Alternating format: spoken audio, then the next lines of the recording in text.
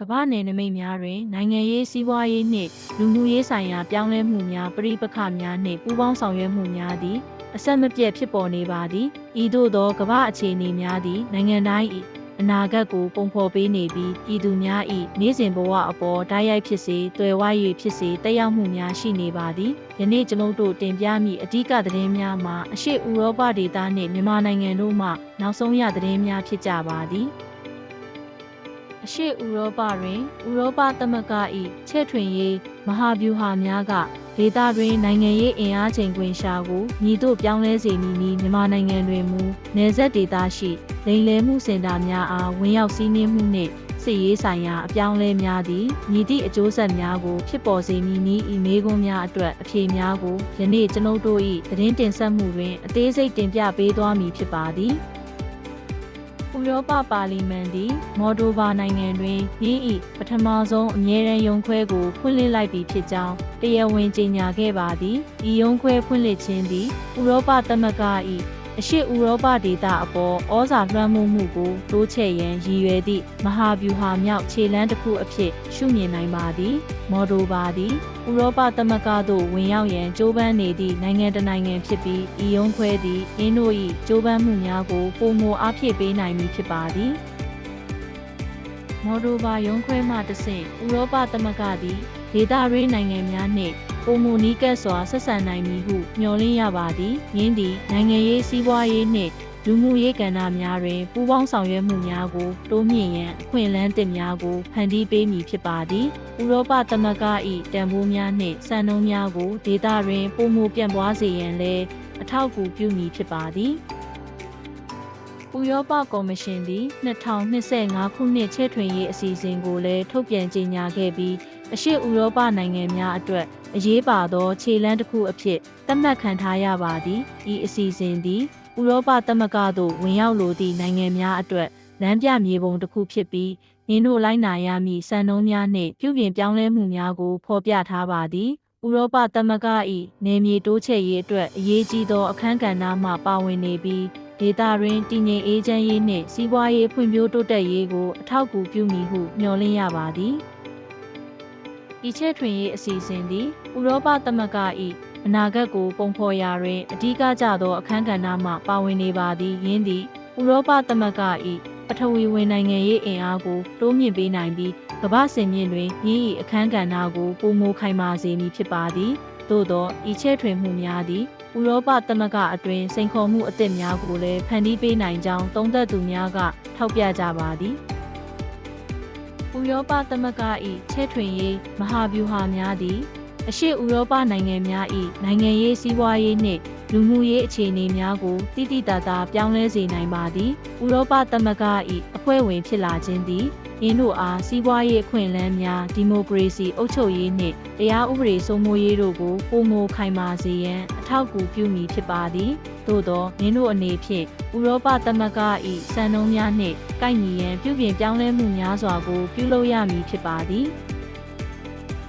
ဤအပြောင်းလဲများသည်ဒေသတွင်တင်းမာမှုများကိုလျှော့ချရန်နှင့်ပိုမိုတည်ငြိမ်သောပတ်ဝန်းကျင်ကိုဖန်တီးရန်အခွင့်အလမ်းများကိုပေးစွမ်းနိုင်ပါသည်ဥရောပသမဂ္ဂ၏ချဲ့ထွင်ရေးသည်ရုရှား၏ဒေသတွင်ဩဇာလွှမ်းမိုးမှုကိုဟန်ချက်ညီစေရန်ရည်ရွယ်သည်ဟုလည်းသုံးသပ်သူများကဆိုကြပါသည်မော်ဒိုဗာတွင်ရုံးခွဲဖွင့်လှစ်ခြင်းနှင့်ချဲ့ထွင်ရေးအစီအစဉ်များသည်ဥရောပသမဂ္ဂ၏အရှေ့ဥရောပအပေါ်ထားရှိသည့်မဟာဗျူဟာမြောက်အာရုံစိုက်မှုကိုထင်ဟပ်ပြနေပါသည်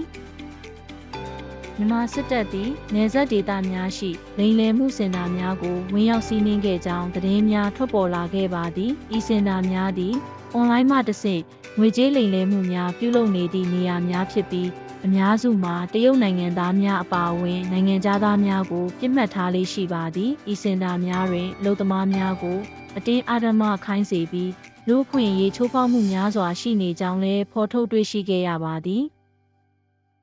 စစ်တပ်၏စီးနင်းမှုကြောင့်အဆိုပါစင်တာများတွင်အလုပ်လုပ်နေရသည့်အလုပ်သမား1500ကျော်သည်ရင်းတို့၏နေရက်များသို့ပြန်လည်ထွက်ခွာခဲ့ရကြောင်းသိရပါသည်ဤဖြစ်ရပ်သည်မြန်မာနယ်စပ်ဒေသရှိလူ့အခွင့်အရေးချိုးဖောက်မှုများနှင့်အလုပ်သမားအရေးကိစ္စများကိုထပ်မံမီးမောင်းထိုးပြလိုက်ခြင်းဖြစ်ပါသည်အ ထူးသဖြင့်ထိုင်းမြန်မာနယ်စပ်နှင့်တရုတ်မြန်မာနယ်စပ်တို့တွင်ဤကဲ့သို့သောလိမ်လည်မှုစင်တာများပေါများနေပြီးဒေသတွင်တည်ငြိမ်အေးချမ်းရေးကိုထိခိုက်စေလျက်ရှိပါသည်ဤလိမ်လည်မှုစင်တာများသည်ဒေသတွင်ရာဇဝတ်မှုများကိုတိုးပွားစေပြီးလူကုန်ကူးမှုကဲ့သို့သောပြစ်မှုများကိုလည်းဖြစ်ပေါ်စေပါသည်အလုပ်သမားများကိုအတင်းအဓမ္မခိုင်းစေခြင်းလွတ်လပ်စွာသွာလာခွင့်ကိုကန့်သက်ခြင်းနှင့်ချင်းချောက်အကြက်ကင်ခြင်းတို့သည်ဤစင်တာများတွင်အဖြစ်များသောလူ့အခွင့်အရေးချိုးဖောက်မှုများဖြစ်ပါသည်ဤစည်းနှင်းမှုသည်ဤကဲ့သို့သောလုပ်ငန်းများကိုထိန်းချုပ်ရန်အစိုးရ၏ကြိုးပမ်းမှုတစ်ခုအဖြစ်ရှုမြင်နိုင်ပါသည်အခြားတစ်ဖက်တွင်မြန်မာစစ်တပ်သည်ရုရှားနိုင်ငံမှမှ38အမျိုးအစားရဟတ်ယာဉ်များကိုဝယ်ယူခဲ့ကြောင်းသတင်းထုတ်ပြန်ခဲ့ပါသည်ဤဝယ်ယူမှုသည်မြန်မာစစ်တပ်အတွက်ပထမဆုံးအကြိမ်မှာ38ရဟတ်ယာဉ်များဝယ်ယူခြင်းဖြစ်ပြီးစစ်ရေးစွမ်းရည်ကိုမြင့်တင်ရန်ရည်ရွယ်သည်ဟုဆိုပါသည်မိုင်38ရဟတ်ယာဉ်များသည်ခေတ်မီနည်းပညာများဖြင့်တည်ဆောက်ထားပြီးစစ်ရေးစစ်ဆင်ရေးများတွင်အသုံးပြုနိုင်သည့်စွမ်းရည်များစွာရှိပါသည်မိုင်38ရဟတ်ယာဉ်များကိုတည်ယူပို့ဆောင်ရေးကယ်ဆယ်ရေးနှင့်စစ်ရေးစစ်ဆင်ရေးများတွင်အသုံးပြုနိုင်ပါသည်ရင်းတို့သည်ခရီးသည်များနှင့်ကုန်ပစ္စည်းများကိုတည်ယူပို့ဆောင်နိုင်သည့်အပြင်ရှာဖွေကယ်ဆယ်ရေးလုပ်ငန်းများတွင်လည်းအရေးပါသောအခန်းကဏ္ဍမှပါဝင်နိုင်ပါသည်စစ်ရေးစစ်ဆင်ရေးများတွင်မူတပ်ဖွဲ့ဝင်များတည်ယူပို့ဆောင်ခြင်းထောက်ပံ့ရေးပစ္စည်းများပို့ဆောင်ခြင်းနှင့်ထောက်လှမ်းရေးလုပ်ငန်းများအတွက်အသုံးပြုနိုင်ပါသည်ဤဟတ်ယာဉ်များဝယ်ယူခြင်းသည်မြန်မာစစ်တပ်၏စစ်ရေးအင်အားကိုတိုးမြင့်ရန်ရည်ရွယ်သည့်မဟာဗျူဟာမြောက်ခြေလှမ်းတစ်ခုဖြစ်ပါသည်ရုရှားသည်မြန်မာစစ်တပ်အတွက်အဓိကလက်နက်ထောက်ပံ့သူတဦးဖြစ်ပြီးဤဝယ်ယူမှုသည်နှစ်နိုင်ငံကြားကာကွယ်ရေးပူးပေါင်းဆောင်ရွက်မှုကိုပိုမိုခိုင်မာစေပါသည်ဤသို့သောလက်နက်ဝယ်ယူမှုများသည်ဒေသတွင်စစ်ရေးအင်အားချိန်ခွင်ရှာအပေါ်တက်ရောက်မှုများရှိနိုင်ကြောင်းသုံးသပ်သူများကထောက်ပြကြပါသည်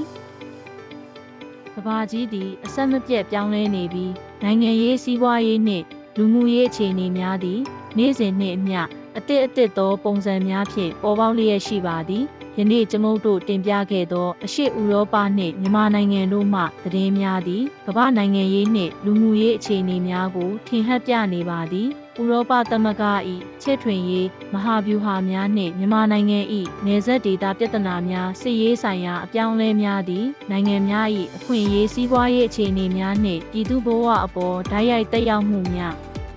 ရှိနေပါသည်ဤသို့သောကမ္ဘာအခြေအနေများကိုနားလည်ခြင်းသည်ကျိုးတို့၏ပတ်ဝန်းကျင်နှင့်အနာဂတ်ကိုပိုမိုကောင်းမွန်စွာခံမှန်းနိုင်ရန်အထောက်အကူပြုပါသည်နိုင်ငံတကာဆက်ဆံရေးများဒေသတွင်ပဋိပက္ခများနှင့်ပူးပေါင်းဆောင်ရွက်မှုများသည်ကမ္ဘာနိုင်ငံသားတိုင်းအတွက်အရေးပါသောအကြောင်းအရာများဖြစ်ပါသည်နောက်နေ့များတွင်လည်းနောက်ထပ်သတင်းအသစ်များနှင့်ပြန်လည်ဆုံတွေ့ရန်ဖိတ်ခေါ်အပ်ပါသည်